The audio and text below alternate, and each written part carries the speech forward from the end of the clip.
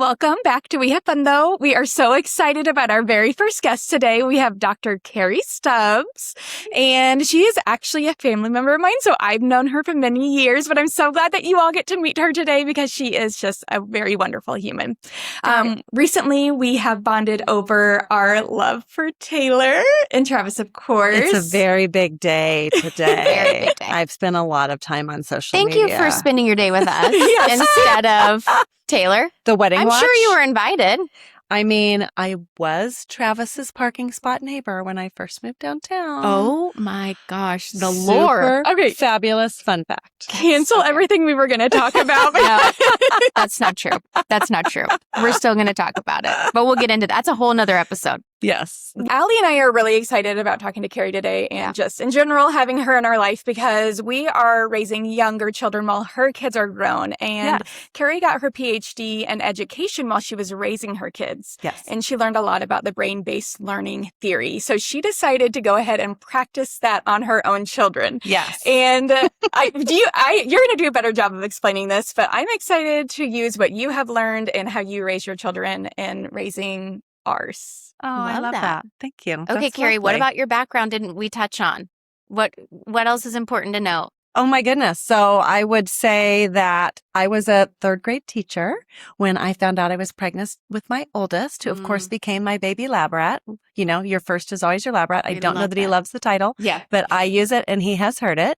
And our school was in the thick of the brain-based learning movement. So, you know, picture my growing belly. I'm learning all these things. I'm the worried mom to be. And so would it be fair to give us the year, or is that something you'd like to keep secret? Well, I will tell you Bobby's about to turn 30. Okay, so I will let you do the math. Okay, perfect. So that gives us an idea. Yeah. And, you know, 21 months later, his sister arrived.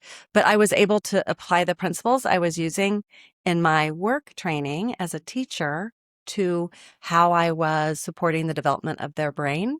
And what's really cool is I've got 30 years of reflective tone on what I did then and how it turned out in real time with my kids. I've toyed with this type of a parenting book for probably a decade, but I didn't want my tone to be bragging about my super cool kids that I raised as a single mom. So there's a sense of urgency for me now because in my professional life at the moment, I meet with early childhood directors all the time. And literally one of the childhood directors I met with called it the Wild West. They used to be able to predict like this range of child need entering classrooms, entering kindergarten roundup. And literally now anything is showing up. And for a while they were pseudo placing the blame on the pandemic, you know, like masks and socialization of our littles and our little sweet babies. But we're far enough removed from the pandemic now that that's not the reason that is sticky anymore. It's potentially more about, you know, some of those larger issues that we're hearing right now, how we're raising our kids, how we are turning to screens sometimes, and screens looked differently. 30 years ago, my screen was attached to the living room wall. It was not in my pocket. I'm sure I would have done things differently and, you know, not a perfect parent by any means, but I wanted to raise awareness of kind of the connecting of the dots with what I did when my kids were in their first 5 years. I was very intentional, very full in. Again, the lab rat analogy works, and how they turned out. 'Cause it's pretty incredible and undeniable, right? So I read the research, I applied the research, and now I can tell you in first person stories of how that research played out. That's awesome. Okay, so you're an educator, you're teaching third grade.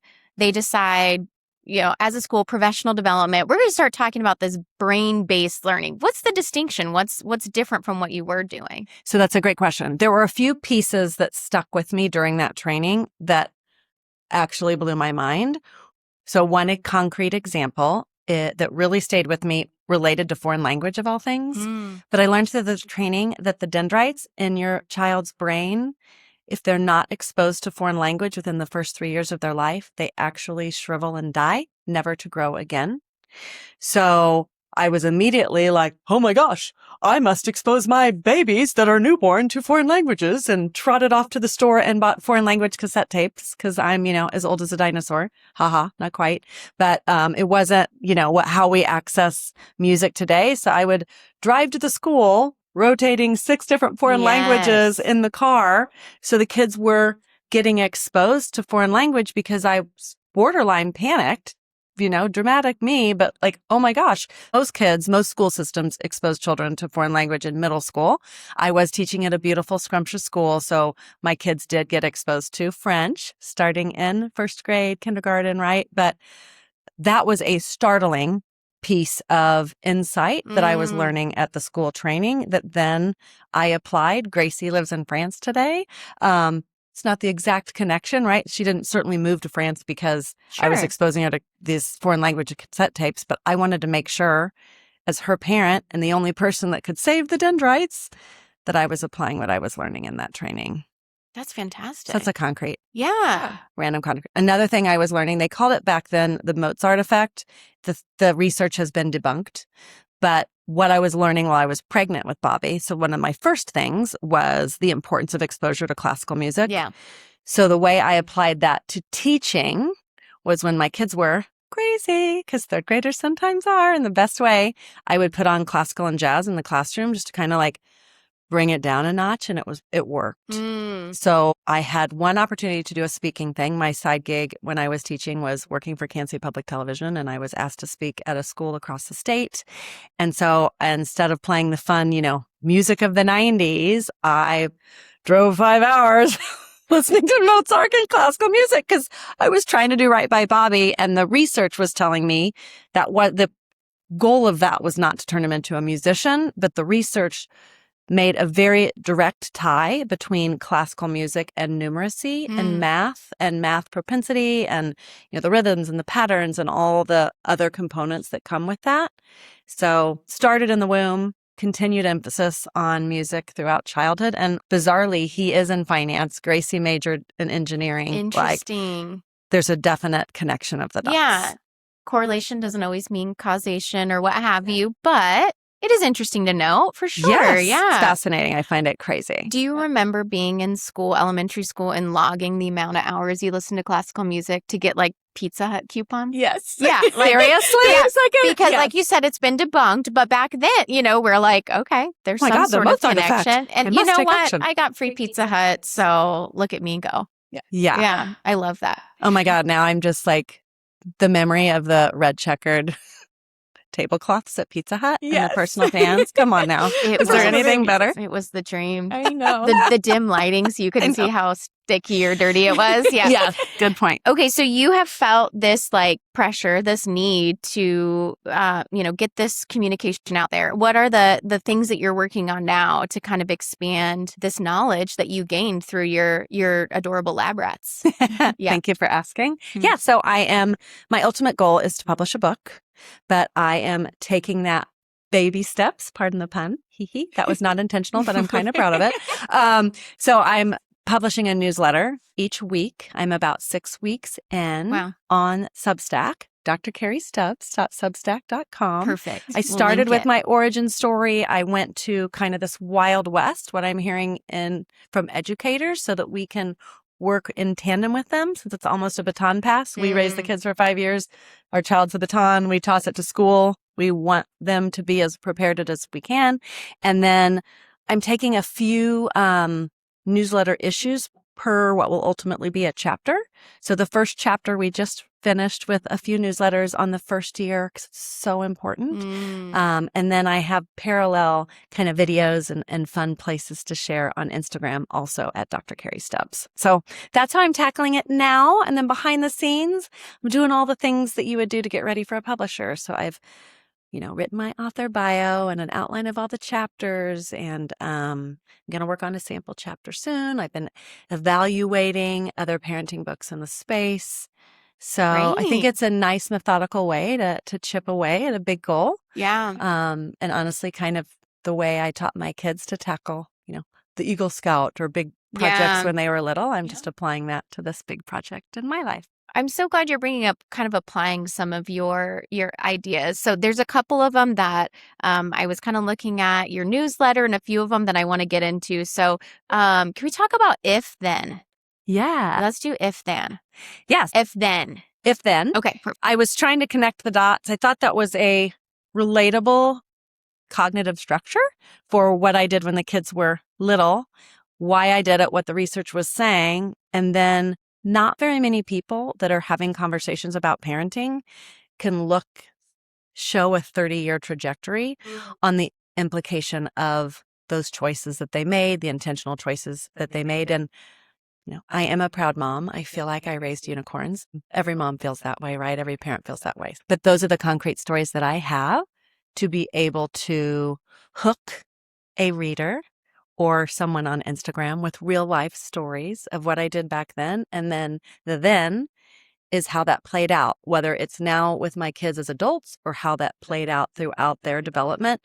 And I find that really helpful. So that's why I did this if-then hierarchy. I think that's so important when you're stuck in the early years, which again, we loved, but it is some days you feel a little stuck and it's long and you just don't know if some of that communication that you're having with the kids, because you're repeating yourself over and over and over again, is this actually working? Is this actually doing any good? So for you to come at it from that perspective is so helpful. Thanks. I love it. I appreciate that. I personally, when we were raising our kids, because our oldest are almost 16, so I feel like we raised them in kind of like when Pinterest came out and we were seeing this explosion on the internet of like what it should look like parenting, and it's like perfection. And I feel like that messed with our brains a little bit on what we need to be doing with them, or have the perfect activity, or take them to this place, or have the admission.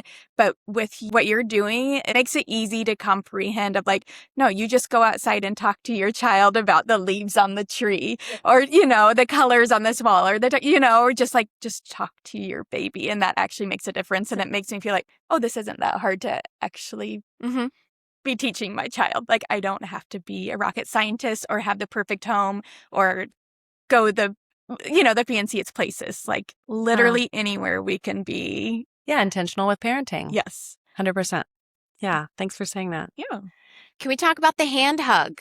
Yes, we can talk about the hand hug. What's a hand hug? Okay, seriously, it's as simple as it sounds, like squeezing your hand, your baby's hand, squeezing it. So it was born out of necessity, driving with two, kids in the back seat. So Gracie's still rear facing, Bobby's facing forward. They're little. And I don't remember the saga that was unfolding, only that there was one. And I could not pull over and offer comfort. So it was literally me keeping my, hand on the steering wheel, reaching back, giving a squeeze with my hand, and you could feel the exhale with the kids. It was like, okay, mom's got this. Mom knows I'm upset about something. She feels me. I'm seen. And it was a regular strategy we used all the time their whole childhood. In fact, I told both kids separately this week that I was writing that issue of the newsletter, and immediately they're both like, oh, the hand hug. Because I've been a little worried that me broadcasting their childhood stories is going to be like, oh, is this an invasion of privacy? Do I need to write about their childhood like in secret? Are they going to be upset? And instead, it's been also just a beautiful walk down memory lane for them, the same way it has been for me. But that hand hug moment this week was really fun. So we used it literally all the time. If you were in the bathtub and things were going sideways, if it was dinner time, if we were at a restaurant, you name it, you needed a little moment of reassurance. The hand hug was there, and it's free, like you mentioned. And in revisiting all this research with working on these chapters and learning the current terminology like serve and return, interacting with your child, like responding, making them feel seen and heard. For me, the hand hug was a really beautiful nonverbal expression of that. And, it's not something a screen can provide. It's literally two humans connecting in real time when there is a shift in emotion for your kids and they need mama reassurance or papa reassurance or grandma reassurance. Anyone can use it. It's free and it's portable. And so. And logistically, we can't always do a real hug. We can't. I couldn't do a real hug in the car. Julie's got 3 kids. She's holding one. But I still do that with my teenagers. I'm still, just or if they're in the, right next to me. Yeah, we are definitely hand hugging still. I love it. And it still makes a difference. It does make a difference. And I feel like you are heavy emphasis on how much your brain changes in those first 5 years of life and how that can carry on through the rest of your life. Since Allie and I, our kids are out of that, we're just curious, like, we apply what you're teaching for our older kids? Is it too late? Is it too Are they late? just Have we messed ruined? everything up? All hope is lost. No, it's not too late. I started to tackle the whole gamut, and then my brain was like, oh, hold up. I don't know if in one book you should just tackle the first 30 years. Let's drill it back into the first 5.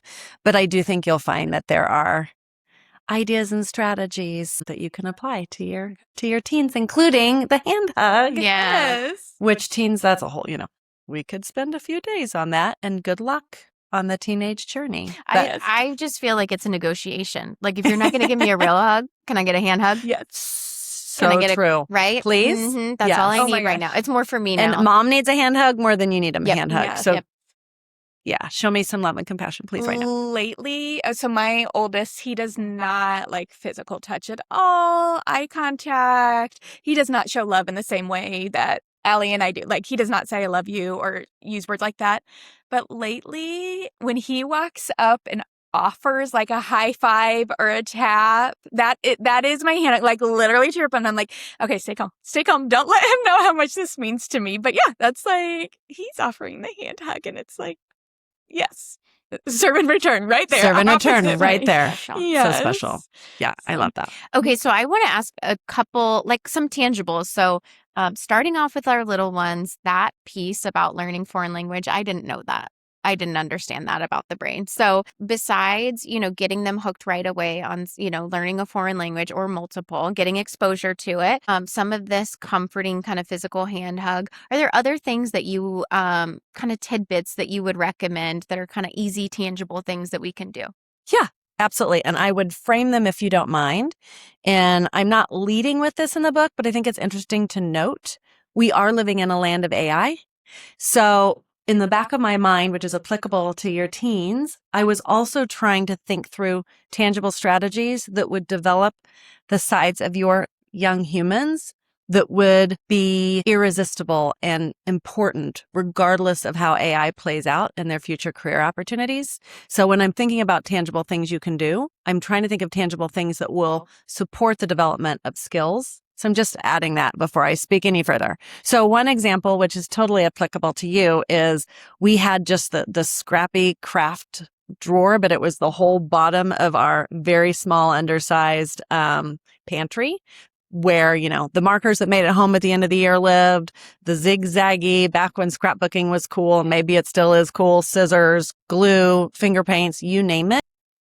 That is probably more important now than when I was doing it 30 years ago, because you're creating, it's free again.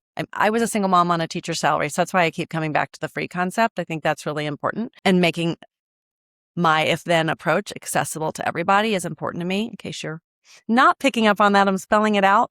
But regular opportunities just to say, like, let's roll up our sleeves, make a little mess, and it's cognitively supporting the development of the brain that drives creativity, right? Independent thought.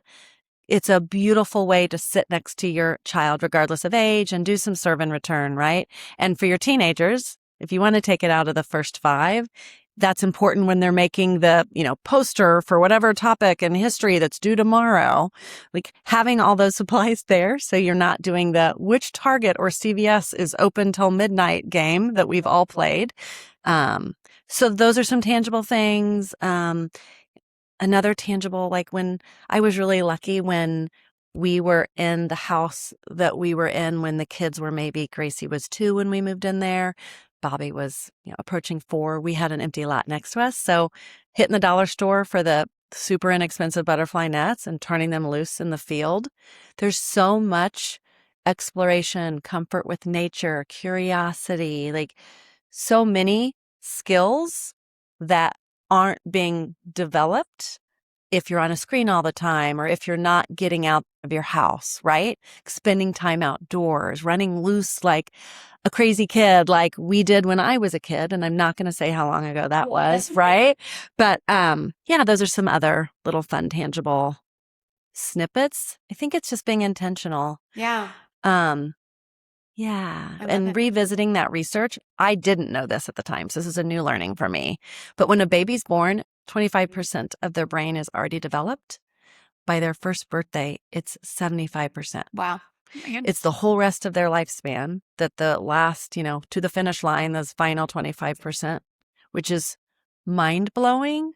So that's why I wanted to start the book with that first year to really lean into, oh my gosh, like you get one chance at the first year, just like you get one chance at the first 5 years before they hit kindergarten. This is your one shot with your kid, and they're counting on you to do absolutely everything you can. So also just creating a sense of urgency with every minute counts, every second counts, every interaction counts. Yes, that's amazing. Okay, while we're waiting with bated breath for your book to come out, what are the best ways to connect with you and see your work? Yeah. Thank you. Honestly, the number one place where I'm focusing the most energy is on those weekly newsletters. Right. Dr. Kari Stubbs, Substack.com. We just finished our first series, which was on that first year. Talk to Her is what I called it. Launching next week is the next series. And so I kind of zoomed in on the first year of the 5 with intention for the first what will be chapter. And now I'm zooming back out to those universal traits that you want to develop. The first one is the importance of music. So beyond just that Mozart effect and listening to classical music, getting the kids to Jamboree music lessons, concrete examples of playing the piano, of playing with pots and pans in the kitchen, right? Like fun, free things that you can do. And so each series will start with some personal stories of Bobby and Gracie, and then the research behind why we approached it. And then I'm calling it Try This Tuesday. So things that, moms can do with intention. Doesn't have to be every day that your kids are banging pots and pans or taking piano lessons, but having exposure to music has just such clear, undeniable ties to so many other traits that you probably want your kid to have a shot at in the first 5 years. Other things we're doing, like one of my favorite, I'm so excited I haven't written it yet. It's pretty cheap to entertain your kids by baking cookies.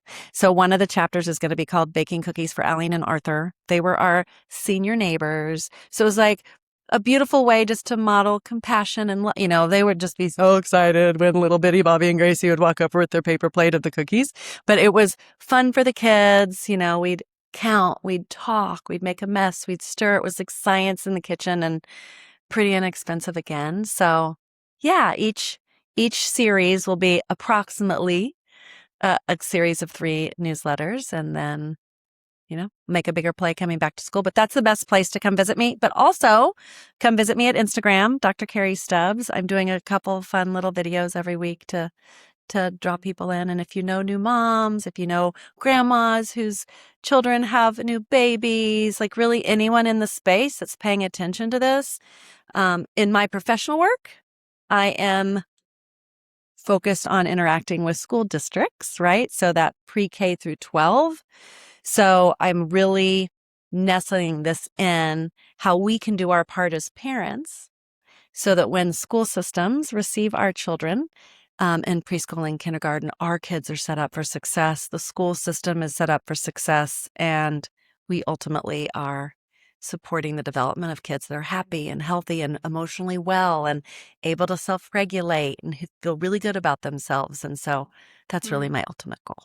As an educator, thank you for doing this work. Yeah. What I'm hearing, and correct me if I'm wrong, Kari, is just, it's almost some of what you're talking about is, it's not really revolutionary. We know that screens aren't really great for our kids, but it's a mindset shift. So even when you mentioned the making of the cookies, I remember being little with them and it was like, oh boy, here we go. Like they're going to create this huge mess, but really like, oh, the goal is actually to kind of make the mess. Like if I'm going into making cookies with my kids and being like, we're going to count, we're going to, sit and have conversations, we're going to play with textures or what have you. It's a mindset shift of like, that's the goal, not really the end outcome of we have these cookies and my kitchen is sparkling or what have you. 100%. Great. Yeah. It's providing concrete life experiences that are going to shape your human it's almost backward mapping, right? So if you close your eyes and you think about, okay, what type of human being do I want to launch into the world? And what can I do in this instance in the first 5 years to begin the important process of shaping and giving them every benefit of the doubt? Mm-hmm. That's Yeah, that's how I would approach it. That's how That's to so encourage people great. to think about it.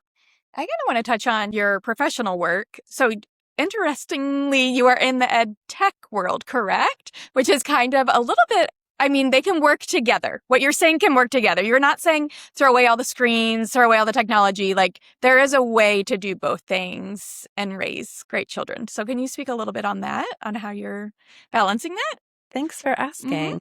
Yeah. I taught third grade for 11 years. I got my PhD in curriculum with a tech emphasis. So I have spent a lot of my adult years trying to be mindful of how technology can be a force of good.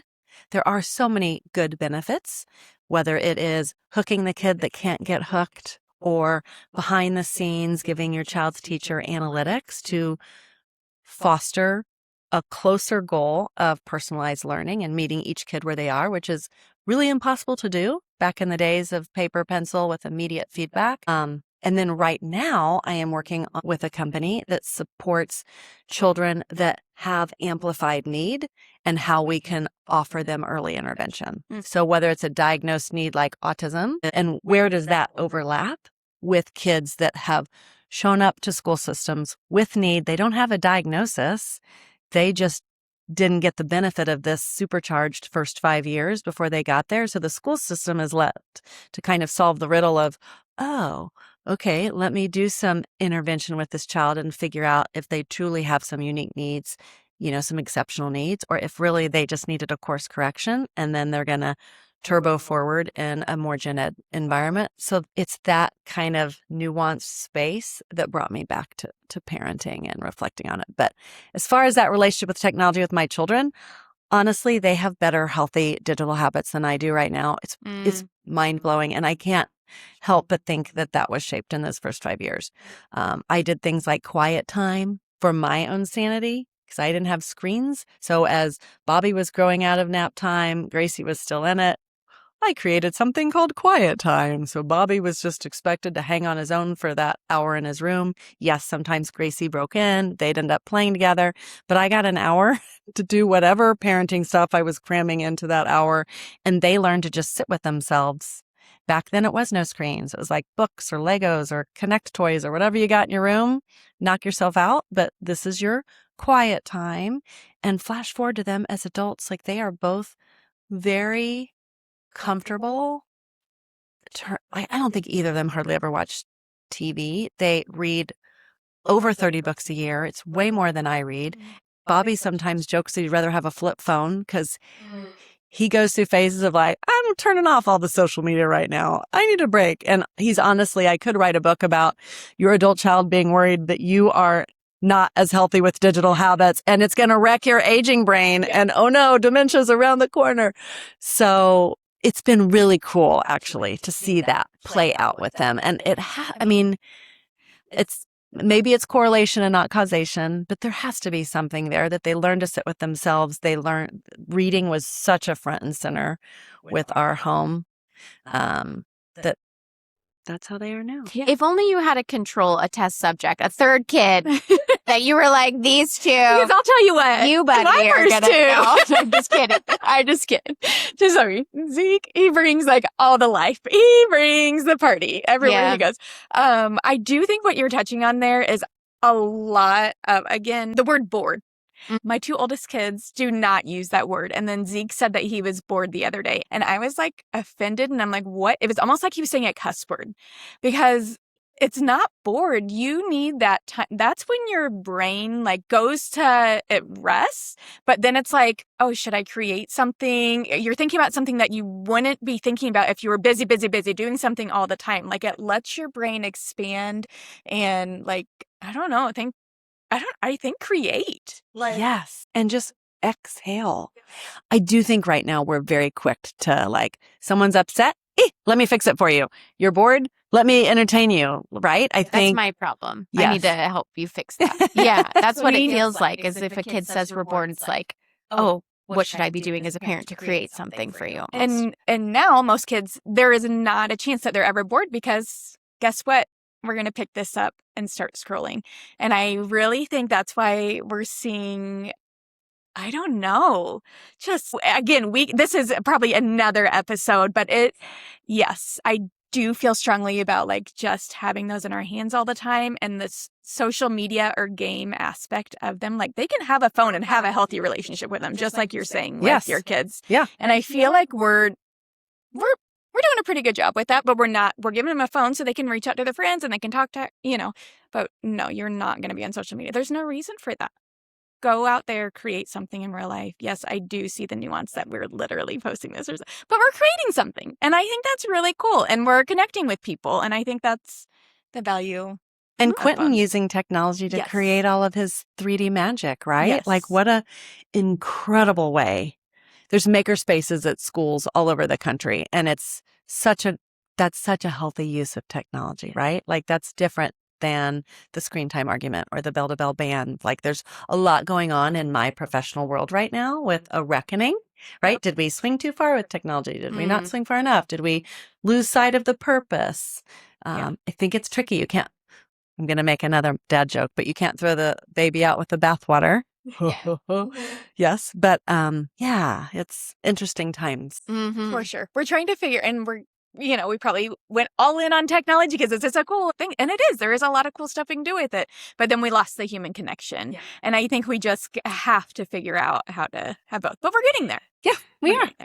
The first 5 will help. I do have some completely different questions. That'll be quick. Great. Awesome. I love it. Ellie and I, like we said, we have a lot of similarities and a lot of differences. And one big thing is me living in Kansas City and her in Colorado. And we are in Kansas City currently. And I know Kari gets to explore a lot, gets to enjoy a lot of different things. And I'm just curious, like, what do you love about Kansas City? And is there anywhere else in the world that you'd ever want to live in?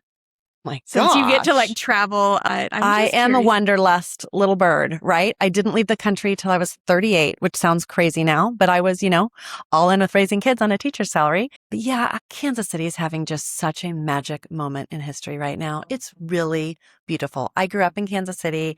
I raised my kids, out in the burbs, and quickly realized, like, wait, my wanderlust, like when I travel, I'm an urban girl. I love getting out in cities and exploring. And so, I moved into the heart of the city. Travis Kelce was my parking spot neighbor when I first moved downtown. Queer Eye the cast was living in my building when I first moved downtown. I'm on the Disabled But Not Really episode. Fun little claim to fame. It's like dressed like a teacher, flying back from a teacher conference, and got the colorful scarf on. But like flash forward to now with the streetcar, then the streetcar expanding. I had not ridden the streetcar till I moved downtown. And I was like, I want to ride the streetcar. Like it's going to be a game, right? Like it's a carnival ride. Only now I literally use it to go places as a mode of transportation. Gosh, the World Cup is here right now, and it is beautiful to see so many people from so many parts of the world embrace our country. I did the crazy Netherlands Orange Parade. Wasn't that amazing? Amazing and a complete blast. Totally bananas. It's just really fun. I almost feel like I'm applying the intention with which I raised my kids to how I have adult life experiences now. So by inserting myself in the middle of everything, I just get a high from it. So I don't know where I'd want to live. I love Portugal. That's kind of far away, so I don't think that's a good plan. Although Gracie's in Marseille right now, she's living in France, so maybe that's a good short-term plan. But I love Kansas City. Thank you for saying you didn't leave the country until you're 38, because I am 39. Okay. And I have never had a passport. Okay. And I'm like, that is on my to-do list. And it's like, I do want to leave the country and explore and do different things. But thank you for saying, like, it's not too late. Oh my gosh. I've traveled more than most people I know. And it's not too late. It's not too late. My first time I left the country, I conned my job. I'd finished my PhD. I was working at this global communication company, and I talked them into sending me on an ed tech adventure to China, of all places. Wow. So that was bananas. With my, I worked at Brain Pop for a while with that journey. I was all over the Middle East and London, and amazing. Yeah, I've been very blessed. So love it. Okay, what else did you need to cover? Was that it? I mean, I don't know. Do you think Taylor and Travis are already married? Like, what do you think is that situation? Okay, well, one thing about that situation, I'm not a gambler. It's not my jam. But people are gambling like millions and millions of dollars wherever you do gambling on the wedding details, which totally cracks me up. But yes, I'm very confused because I was determined that there was no way they would be getting married at Madison Square Garden. I completely disagreed with that. I was picturing, some outdoor magical ceremony with trees and sparkle lights. And I don't know, but Yeah. it makes no sense in my brain that they would choose Madison Square Garden. So either that's just like a red herring and they are already married, or they're going to get married somewhere else. And she has a private jet. So like you could still be doing the original place in Rhode Island.